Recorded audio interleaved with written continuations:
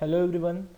Hi, this is Professor Vilas Anil Sawan, working as an assistant professor in the Department of Forensic Science, Parul Institute of Applied Sciences, Parul University, Vadodara, Gujarat. Welcome to e-learning.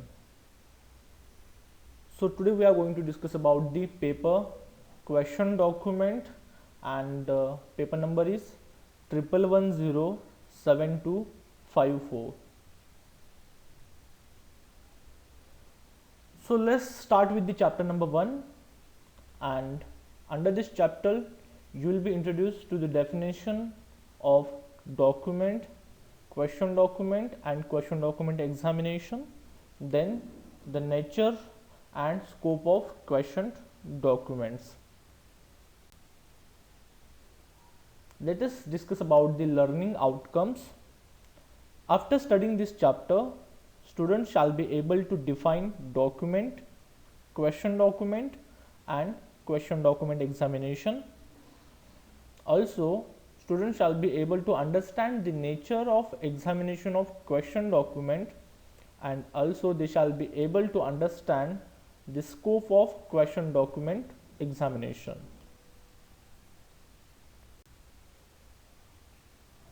Now let us first discuss about the importance of document in our daily life. Documents play an important role in human life. We daily write and sign a number of documents. It may be a personal letter, a receipt, a check, or an order affecting the lives of many individuals. If we stop writing or accepting documents, the working of modern society may be adversely affected. The criminal has not been slow to realize the importance of document. He has been exploiting the potentialities of their falsification. Thousands of forgeries and frauds are perpetrated every year with new modes and methods. Documents from major part of the physical evidence handled by an average investigating officer. Yet, it is estimated that only 50% of the question document cases are reported to the police. The falsification of financial document is a big business in almost every country, and it is on the increase everywhere. It is estimated that thousands of crores of rupees are lost in financial frauds every year. The art or craft of forgery is not difficult. A little patience, good penmanship, sufficient practice, intelligence, and courage to face the consequences are the only requirements. And on the other hand, the detection of forgery is comparatively far more difficult. It may be possible to detect a fraudulent document, but the identification of its author is difficult. Let's say, for example, initials are easily imitated with little chance of detection of the forgery. Erasers, small additions, or alterations likewise seldom permit the identification of the culprit. Signatures of illiterate or semi-literate persons are easy to imitate. If the forger has written after practice, there is a little chance of his identification as author. Scientific detection of forgery is possible in a large number of cases. However, the courts are wary of accepting the findings of expert as final and sufficient. Most of them want corroboratory evidence in all the cases. A false document is the creation of an educated person. He keeps up the latest advances and uses them to perfect his art. Consequently, the detection of falsification of document is difficult and slow. Now let us discuss about the definition of document.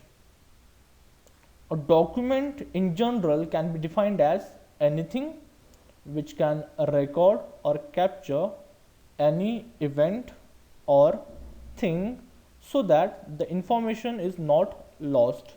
Usually a document is written, but a document can also be made with pictures and sounds.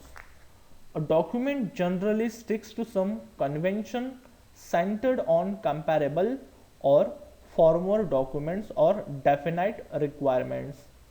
A few common examples of documents are sales invoices, wills and deeds, newspaper issues, individual newspaper stories, oral history recordings, excavative orders, product specifications, etc. The word document is a vast topic covering writing with any material such as pencil, pen or ink, or with any object on any material, example a paper, inscriptions or engraving on a metal plate, stone slab or any other material, typewritten, cyclostyled, printed, lithographed, photographed matter, chart, map, plan, etc. Now let us discuss about the document and its legal definitions. So here both Indian Evidence Act and Indian Penal Code, that is IEA and IPC, defines the document. Now let's first discuss about the definition which is defined under Indian Evidence Act. So here as per the section 3 of Indian Evidence Act of 1872, a document may be defined as under. Document means any matter expressed or described upon any substance by means of letters, figures or marks, or by more than one of those means intended to be used or which may be used for purpose or recording that matter.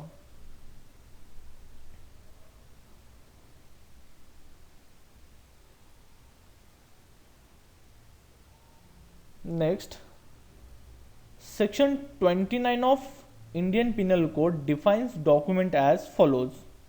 The word document denotes any matter expressed or described upon any substance by means of letters, figures or marks, or by more than one of those means intended to be used or which may be used as evidence of that matter. Now let us discuss about the explanation. So explanation 1, it is immaterial by what means or upon what substance the letters, figures or marks are formed, or whether the evidence is intended for or may be used in a court of justice or not. Illustrations, a writing expressing the terms of a contract which may be used as evidence of the contract is a document. A check upon a banker is a document. A power of attorney, which is also a document. A map or plan which is intended to be used or which may be used as evidence is a document. A writing containing directions or instructions is a document.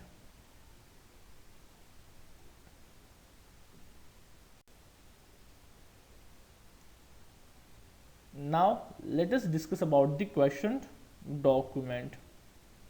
A questioned document is defined as the document whose authenticity is challenged on a number of grounds, or a document or a part of document become a questioned document when its source of origin is doubtful or under question. Such documents are also known as disputed or contested documents.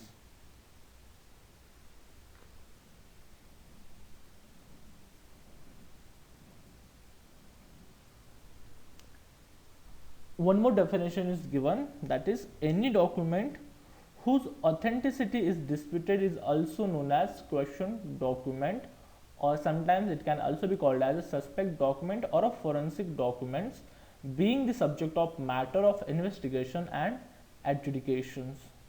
A question document refers to any signature, handwriting, typewriting or other marks whose source of authenticity is in dispute or doubtful. The next, what is question document examination? So sometimes question document examination can also be called as the FQDE or FDE, that is forensic document examination. So it is a forensic science discipline pertaining to documents that are potentially disputed in a court of law.